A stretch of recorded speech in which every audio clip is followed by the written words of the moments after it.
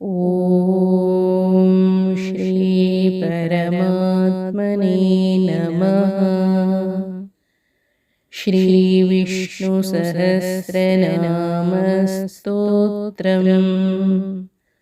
ಓಂ ಶ್ರೀ ಗುರುಭ್ಯೋ ನಮಃ. ಹರಿ ಓಂ. ಸಹಸ್ರನಾಮ ವಿವರಣೆ. ಸ್ತೋತ್ರಂ ಪಂಚವಿಂಶತಿಃ 25 25. ವಸುರ್ವಸುಮನಃ ಸತ್ಯಃ ಸಮಾತ್ಮಾ ಸಂಮಿತಃ ಸಮಃ ಅಮೋಘಃ ಪುಂಡರೀಕಾಕ್ಷೋ ವೃಷಕರ್ಮ ವೃಷಾಕೃತಿಃ. 104ನೆಯ ನಾಮ ವಸುಃ. ನಿಘಂಟಿನಲ್ಲಿ ವಸು ಅನ್ನುವ ಪದಕ್ಕೆ ಸಿರಿ ಅಥವಾ ಸಂಪತ್ತು ಅನ್ನುವ ಅರ್ಥವಿದೆ. ಸಾಮಾನ್ಯವಾಗಿ ಸಿರಿ ಸಂಪತ್ತು ಅಂದಾಗ ನಮಗೆ ದುಡ್ಡಿನ ನೆನಪಾಗುತ್ತದೆ. ಆದರೆ ಒಬ್ಬೊಬ್ಬರಿಗೆ ಒಂದೊಂದು ಸಂಪತ್ತು. ನಮಗೆ ಜೀವನದಲ್ಲಿ ಯಾವುದು ಸುಖ ಸಂತೋಷವನ್ನು ಕೊಡುತ್ತದೋ ಅದನ್ನು ಸಂಪತ್ತು ಎಂದು ತಿಳಿಯುತ್ತೇವೆ. ಕೆಲವರಿಗೆ ಮಣ್ಣು ಸಂಪತ್ತಾಗಿ ಕಾಣಿಸಿದರೆ, ಇನ್ನು ಕೆಲವರಿಗೆ ಹೆಣ್ಣು ಹೊನ್ನು ಸಂಪತ್ತು ಎನ್ನುವ ಭ್ರಮೆ ಇರುತ್ತದೆ. ಆದರೆ ನಿಜವಾದ ಸಂಪತ್ತು ಯಾವುದು?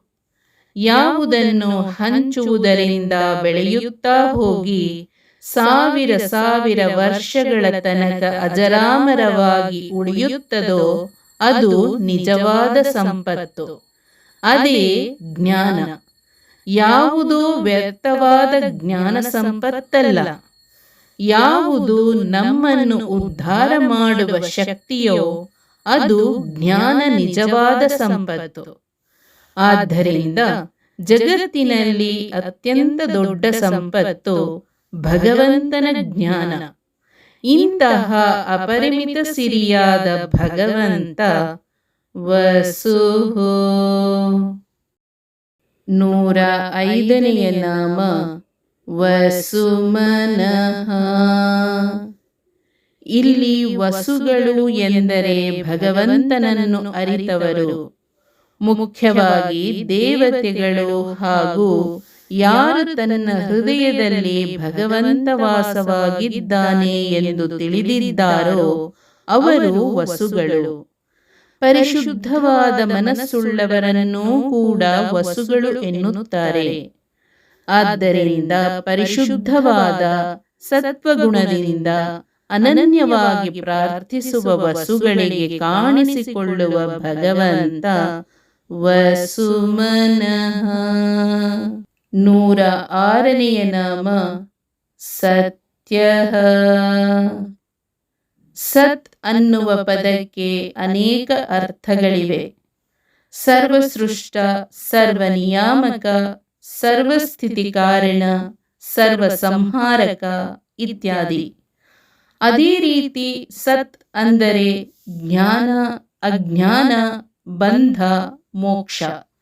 ಆದ್ದರಿಂದ ಸತ್ಯ ಎಂದರೆ ಸೃಷ್ಟಿಪ್ರದ, ಸ್ಥಿತಿಪ್ರದ, ಸಂಹಾರಪ್ರದ, ನಿಯಾಮಕ, ಜ್ಞಾನಪ್ರದ, ಅಜ್ಞಾನಪ್ರದ, ಬಂಧಪ್ರದ ಮತ್ತು ಮೋಕ್ಷಪ್ರದನಾದ ಭಗವಂತ. ಸೃಷ್ಟಿ ಸ್ಥಿತಿ ಸಂಹಾರ ನಿಯಾಮಕನಾಗಿ ಜ್ಞಾನ ಬಂಧ ಮೋಕ್ಷಗಳಿಗೆ ಕಾರಣನಾಗಿರುವ ಸದ್ಗುಣ ಸ್ವರೂಪ ಜ್ಞಾನಾನಂದಮಯನಾದ ಭಗವಂತ ಸತ್ಯಃ. 107ನೆಯ ನಾಮ ಸಮಾತ್ಮ. ಭಗವಂತ ಸರ್ವೇಷು ಸಮಾತ್ಮ ಎಂದರೆ ಸರ್ವರನ್ನು ಸಮನಾಗಿ ತಾರತಮ್ಯ ಇಲ್ಲದೆ ಕಾಣುವವನು. ಈ ಪ್ರಪಂಚ ಒಂದು ತೋಟವಿದ್ದಂತೆ ಹಾಗೂ ಭಗವಂತ ಒಬ್ಬ ತೋಟಗಾರನಂತೆ. ಈ ಜೀವರು ಬೀಜಗಳು. ಬೀಜವನ್ನು ಮನೆಯೊಳಗಿಟ್ಟರೆ ಅದು ಫಲ ಕೊಡಲಾರದು. ಅದನ್ನು ಉತ್ತಿ ಬಿತ್ತಿ ಪಾಲಿಸಿದಾಗ ಆ ಚಿಕ್ಕ ಬೀಜ ಹೆಮ್ಮರವಾಗಿ ಬೆಳೆಯುತ್ತದೆ ಮತ್ತು ತನ್ನ ಗುಣ ಸ್ವಭಾವದಂತೆ ಫಲವನ್ನು ಕೊಡುತ್ತದೆ. ಹುಣಸೆ ಹಣ್ಣು ಹುಳಿಯಾಗಿರುವುದಕ್ಕೆ ತೋಟಗಾರ ಕಾರಣನಲ್ಲ, ಅದರ ಗುಣ ಸ್ವಭಾವ ಕಾರಣ. ಅದೇ ರೀತಿ ಈ ಪ್ರಪಂಚದಲ್ಲಿ ಜೀವ ಸ್ವಭಾವಕ್ಕನುಗುಣವಾಗಿ ಬೇರೆ ಬೇರೆ ರೀತಿಯ ಜನರನ್ನು ಕಾಣುತ್ತೇವೆ. ಭಗವಂತ ಒಬ್ಬ ತೋಟಗಾರನಂತೆ ಪ್ರತಿಯೊಬ್ಬರನ್ನೂ ಪಾಲಿಸಿ ಪೋಷಿಸುತ್ತಾನೆ. ಜೀವರು ಭಗವಂತನ ಕೃಪೆಯಿಂದ ತನ್ನ ಜೀವ ಸ್ವಭಾವದಂತೆ ತನ್ನ ಕರ್ಮ ಫಲದಂತೆ ಬೆಳೆಯುತ್ತಾರೆ. ಭಗವಂತ ಜೀವರಿಗೆ ಕೊಡುವುದು ಶಿಕ್ಷೆ ಅಲ್ಲ, ಶಿಕ್ಷಣ. ಭಗವಂತ ತನ್ನ ಎಲ್ಲಾ ಅವತಾರಗಳಲ್ಲಿ ಎಲ್ಲಾ ಕ್ರಿಯೆಗಳಲ್ಲಿ ಸಮಾತ್ಮ, ಅದರಲ್ಲಿ ಅಂತರವಿಲ್ಲ. ಭಗವಂತ ಅಖಂಡ, ಆದರೆ ಆತನ ಅಭಿವ್ಯಕ್ತ ಮಾತ್ರ ಬೇರೆ ಬೇರೆಯಾಗಿ ಕಾಣುತ್ತದೆ. ಎಲ್ಲರಲ್ಲೂ ಇರುವ ಬಿಂಬ ಒಂದೇ, ಆದರೆ ಪ್ರತಿಬಿಂಬ ಬೇರೆ ಬೇರೆ. ಇರುವೆ ಒಳಗೆ ಇರುವ ಬಿಂಬರೂಪಿ ಭಗವಂತನಿಗೂ ಆನೆಯೊಳಗಿರುವ ಬಿಂಬರೂಪಿ ಭಗವಂತನಿಗೂ ಯಾವುದೇ ರೀತಿ ವ್ಯತ್ಯಾಸವಿಲ್ಲ. ಇಂತಹ ಭಗವಂತ ಸಮಾತ್ಮ. 108ನೆಯ ನಾಮ ಸಂಮೇತಃ ಅಸಂಮೇತಃ. ಮೇಲೆ ಹೇಳಿದಂತೆ ಭಗವಂತ ಸಮಾತ್ಮ ಎಂದು ಎಲ್ಲ ಜ್ಞಾನಿಗಳು ಬಲ್ಲರು. ಆದ್ದರಿಂದ ಆತ ಸಂಮೇತಃ. ಅವನು ಎಲ್ಲ ಕಡೆ ಸಮನಾಗಿದ್ದರೂ ಕೂಡ ಆತನಿಗೆ ಸಮನಾದವರು ಇನ್ನೊಬ್ಬರಿಲ್ಲ. ಆದ್ದರಿಂದ ಆತ ಅಸಂಮೇತಃ ಕೂಡ ಹೌದು. 109ನೆಯ ನಾಮ ಸಮಃ. ಸಮ ಅನ್ನುವ ಶಬ್ದ ಎಲ್ಲರೂ ಎಲ್ಲ ಭಾಷೆಗಳಲ್ಲಿ ಉಪಯೋಗಿಸುವ ಸರ್ವೇ ಸಾಮಾನ್ಯ ಶಬ್ದ. ಆದರೆ ಇದು ಭಗವಂತನ ನಾಮ ಎಂದು ಹೆಚ್ಚಿನವರಿಗೆ ತಿಳಿದಿಲ್ಲ. ಸಮ ಎಂದರೆ ಎಲ್ಲರನ್ನೂ ಏಕರೂಪದಲ್ಲಿ ನೋಡುವವ ಎನ್ನುವುದು ಎಲ್ಲರಿಗೂ ಹೊಳೆಯುವ ಅರ್ಥ. ಈ ಪದವನ್ನು ಒಡೆದರೆ ಸ ಮತ್ತು ಮ ಎನ್ನುವ ಅಪೂರ್ವ ಅರ್ಥವುಳ್ಳ ಸಂಕ್ಷಿಪ್ತ ಅಂದರೆ ಅಬ್ರಿವೇಶನ್ ಪದ ಕಾಣಸಿಗುತ್ತದೆ. ಸ ಎಂದರೆ ಸಾರ, ಮ ಎಂದರೆ ಜ್ಞಾನ ಅಥವಾ ಆನಂದ. ಆದ್ದರಿಂದ ಸಮ ಎಂದರೆ ಜ್ಞಾನಾನಂದ ಸ್ವರೂಪ ಎಂದರ್ಥ. ಈ ರೀತಿ ಪದಗಳನ್ನು ಒಡೆದಾಗ ವಿಶಿಷ್ಟ ಅರ್ಥ ಕೊಡುವ ಅಪೂರ್ವ ಭಾಷೆ ಸಂಸ್ಕೃತ. ನೀವು ಕೆಲವು ಆಮಂತ್ರಣ ಪತ್ರಿಕೆಯಲ್ಲಿ ಸ ಕುಟುಂಬ, ಸ ಪರಿವಾರ ಅನ್ನುವ ಪದವನ್ನು ನೋಡಿರಬಹುದು. ಇಲ್ಲಿ ಸ ಎಂದರೆ ಸಹಿತ ಎಂದರ್ಥ. ಇನ್ನು ಮಹ ಎನ್ನುವ ಪದ ಮಾತೆ, ಮಾತು, ವಾಚ್ಯ, ಮಾನ ಅಥವಾ ಪ್ರಮಾಣ ಎನ್ನುವ ಹಲವು ಅರ್ಥವನ್ನೂ ಕೊಡುತ್ತದೆ. ಆದ್ದರಿಂದ ಸಮಃ ಎಂದರೆ ಸಮಸ್ತ ವೇದವಾಚ್ಯ, ಸಮಸ್ತ ಶಬ್ದವಾಚ್ಯ ಎಂದಾಗುತ್ತದೆ. ಇಂತಹ ಭಗವಂತನ ನಿಜವಾದ ಅನುಭವವಾಗದೆ ಅವನನ್ನು ಯಾವ ಯುಕ್ತಿಯಿಂದಲೂ ತಿಳಿಯಲು ಸಾಧ್ಯವಿಲ್ಲ. ಒಮ್ಮೆ ಭಗವಂತನನ್ನು ತಿಳಿದ ಮೇಲೆ ಎಲ್ಲ ಯುಕ್ತಿಗಳು ಆತನನ್ನೇ ಹೇಳುತ್ತವೆ ಎನ್ನುವುದು ತಿಳಿಯುತ್ತದೆ. ಇಂತಹ ಭಗವಂತ ಯಾವಾಗಲೂ ಮಾತೆ ಲಕ್ಷ್ಮೀದೇವಿ ಸಮೇತನಾಗಿ ಇರುತ್ತಾನೆ. ಈ ಎಲ್ಲ ಕಾರಣದಿಂದಾಗಿ ಭಗವಂತ ಸಮಃ. 110ನೆಯ ನಾಮ ಅಮೋಘಃ. ಮೋಘ ಎಂದರೆ ವ್ಯರ್ಥ, ಅಮೋಘ ಎಂದರೆ ವ್ಯರ್ಥವಲ್ಲದ್ದು. ಯಾರ ಸಂಕಲ್ಪ ವ್ಯರ್ಥವಾಗುವುದಿಲ್ಲವೋ ಅವನು ಅಮೋಘ. ಭಗವಂತನ ಸಂಕಲ್ಪ ಎಂದೂ ವ್ಯರ್ಥವಾಗಲಾರದು. ಆತನ ಸಂಕಲ್ಪವನ್ನು ಯಾರಿಂದಲೂ ಬದಲಿಸಲು ಸಾಧ್ಯವಿಲ್ಲ. ಭಗವಂತ ಈ ಪ್ರಪಂಚವನ್ನು ಏಕೆ ಸೃಷ್ಟಿ ಮಾಡಿದ? ಅವನಿಗೆ ಇದರಿಂದ ಏನು ಪ್ರಯೋಜನ? ಈ ಪ್ರಪಂಚ ಭಗವಂತನಿಗೆ ಮೋಘ, ಅಂದರೆ ವ್ಯರ್ಥ. ಆದರೆ ನಮಗೆ ಅಮೋಘ.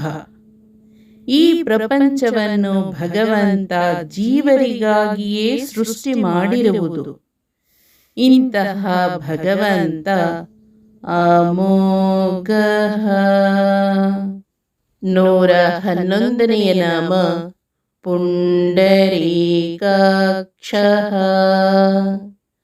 ಅಮರಕೋಶದಲ್ಲಿ ಪುಂಡರೀಕಾಕ್ಷ ಎಂದರೆ ಬಿಳಿ ತಾವರೆಯಂತಹ ಕಣ್ಣುಳ್ಳವನು ಎಂದಿದೆ. ಆದರೆ ಪುಂಡರೀಕಾಕ್ಷ ಎಂದರೆ ಕೆಂದಾವರೆಯಂತಹ ಕಣ್ಣುಳ್ಳವನು ಎಂದರ್ಥ. ಭಗವಂತನ ಕಣ್ಣು ಯಾವಾಗಲೂ ಕೆಂದಾವರೆ ಎಸಳಿನಂತೆ ಅರಳಿ ನಳನಳಿಸುತ್ತಿರುತ್ತದೆ. ಸಾಮಾನ್ಯವಾಗಿ ನಮಗೆ ಅತ್ಯಂತ ಸಂತೋಷವಾದಾಗ ನಮ್ಮ ಕಣ್ಣು ಅರಳುತ್ತವೆ. ಆದರೆ ಭಗವಂತ ಸದಾ ಸಂತೋಷದ ಬುಗ್ಗೆ. ಭಗವಂತನ ಕೈಯಲ್ಲಿರುವ 4 ಆಯುಧಗಳಲ್ಲಿ ಪದ್ಮ ಕೂಡ ಒಂದು. ಈ 4 ಆಯುಧಗಳು ಚಕ್ರ, ಶಂಖ, ಗದ, ಪದ್ಮ ಕ್ರಮವಾಗಿ ಧರ್ಮ, ಅರ್ಥ, ಕಾಮದ ನಿಯಂತ್ರಣ ಹಾಗೂ ಮೋಕ್ಷದ ಸಂಕೇತ. ಆದ್ದರಿಂದ ಪುಂಡರೀಕ ಎಂದರೆ ಮೋಕ್ಷಪ್ರದಾಯಕ. ಭಗವಂತನ ಹೊಕ್ಕುಳಿನಿಂದ ಪದ್ಮಕೋಶ ರೂಪದ ಈ ಬ್ರಹ್ಮಾಂಡ ರಚನೆಯಾಗಿದೆ. ತನ್ನ ಹೃದಯ ಕಮಲದಲ್ಲಿ ಬ್ರಹ್ಮಾಂಡವನ್ನು ತುಂಬಿಕೊಂಡಿರುವ ಭಗವಂತ ಪುಂಡರೀಕಾಕ್ಷ. 112ನೇ ನಾಮ ವೃಷಕರ್ಮ. ಭಗವಂತನ ಈ ನಾಮವನ್ನು ವಿಶ್ಲೇಷಿಸುವ ಮೊದಲು ಭಗವದ್ಗೀತೆಯ ಈ ಕೆಳಗಿನ ಶ್ಲೋಕವನ್ನು ಒಮ್ಮೆ ನೋಡೋಣ. ಯದಾ ಯದಾ ಹಿ ಧರ್ಮಸ್ಯ ಗ್ಲಾನಿರ್ಭವತಿ ಭಾರತ ಅಭ್ಯುತ್ಥಾನಮಧರ್ಮಸ್ಯ ತದಾತ್ಮಾನಾಂ ಸೃಜಾಮ್ಯಹಂ ಪರಿತ್ರಾಣಾಯ ಸಾಧೂನಾಂ ವಿನಾಶಾಯ ಚ ದುಷ್ಕೃತಾಂ ಧರ್ಮ ಸಂಸ್ಥಾಪನಾರ್ಥಾಯ ಸಂಭವಾಮಿ ಯುಗೇ ಯುಗೇ. ಧರ್ಮನಾಶವಾದಾಗ ಧರ್ಮದ ಉದ್ಧಾರಕ್ಕಾಗಿ ಸಜ್ಜನರನ್ನು ರಕ್ಷಿಸಿ ದುಷ್ಟರನ್ನು ಶಿಕ್ಷಿಸಿ ಧರ್ಮ ಸಂಸ್ಥಾಪನೆ ಮಾಡಲು ಪದೇ ಪದೇ ಅವತರಿಸಿ ಬರುತ್ತೇನೆ ಎನ್ನುವುದು ಈ ಶ್ಲೋಕದ ಮುಖ್ಯಾರ್ಥ. ವೃಷ ಎಂದರೆ ಧರ್ಮ, ವೃಷಕರ್ಮ ಎಂದರೆ ಧರ್ಮಕ್ಕಾಗಿ ಕರ್ಮ ಮಾಡುವ ಭಗವಂತ. ಧರ್ಮ ಸಂಸ್ಥಾಪನೆಗಾಗಿ ಪದೇ ಪದೇ ಅವತರಿಸಿ ಬರುವುದು ಭಗವಂತನ ಕರ್ಮ. ಈ ರೀತಿ ಅವತರಿಸಿ ಬಂದು ಭಕ್ತಕೋಟಿಯ ಅಭೀಷ್ಟವನ್ನು ಪೂರೈಸಿ ಧರ್ಮದ ರಕ್ಷಣೆ ಮಾಡುವ ಭಗವಂತ ವೃಷಕರ್ಮ. ಹರಿ ಓಂ. ಶ್ರೀ ಕೃಷ್ಣಾರ್ಪಣಮಸ್ತು.